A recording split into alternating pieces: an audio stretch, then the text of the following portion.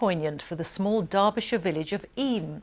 Here, more than 3 centuries ago, residents infected with the Black Plague took the heroic decision to seal themselves off to prevent the disease from spreading to other communities.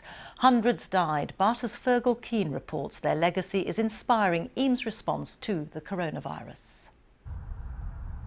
In a crisis that reaches everywhere, even the remotest places can have lessons for us all. In Iam, Derbyshire, the memory of lives lost centuries ago is motivating a response in the present. You might think that coming to Iam, a place so associated with plague and death, would heighten anxiety in these frightened times, or lead you to be pessimistic about our present. But in fact, it's quite the opposite. These are the names of long-dead villagers who, 350 years ago, became infected with plague and sealed themselves off to stop the disease spreading. One of their descendants says that spirit of selflessness offers us a powerful example. You know, at the moment, it's this me and myself only. You've only got to watch the trolleys in the supermarkets. That can't be right for everybody to be doing that, otherwise there isn't going to be anything left. We need to make sure that we're watching out for each other and doing as we're told. 260 villagers died. It's Stanley and Mompesson. It was the rector, William Mompesson, who inspired his people to isolate and save others. Today, the rector of Iam is himself in quarantine as his wife has symptoms of coronavirus. Hi, Mike. Hi. How are you? Yeah, I'm all right, thanks. We're standing back from you, as you can appreciate. Are you awed or inspired by the example of your predecessors centuries ago?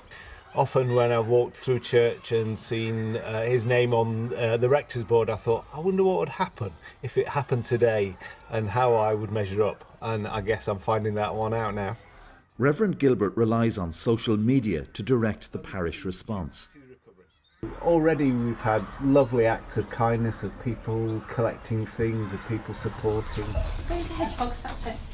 Next door in the village school, the headmistress is preparing to send most children home.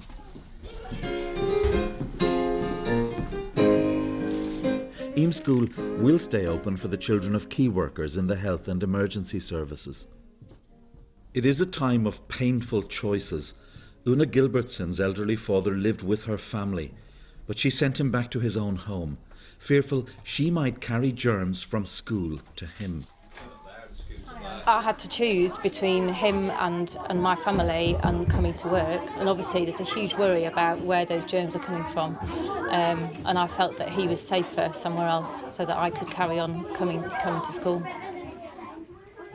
It is in the nature of this close-knit place that many children have grandparents who either live with them or nearby. The child's mind is only too well aware of what this crisis involves. They mean a lot to me. I love them so much, and if anything was to happen, I'd be so upset, you know. Really weird. Like, 1 minute, 1 year it's fine, and then just this really random virus just pops up. It's like it's made a big impact on the whole world. There's a piece of paper for you, Sheila, and with a number. A village committee is now visiting the elderly, like 95-year-old widow Sheila Vipan. You can get in touch with us and we can ask somebody to help you. And be really careful, we won't come in your house. In World War II, Sheila was evacuated, away from her parents for 4 years. She's known this nation's darkest hours. That's right, I've got to be a bit careful at 95. Try and do things that help one to smile or to laugh even. I've just fed the birds.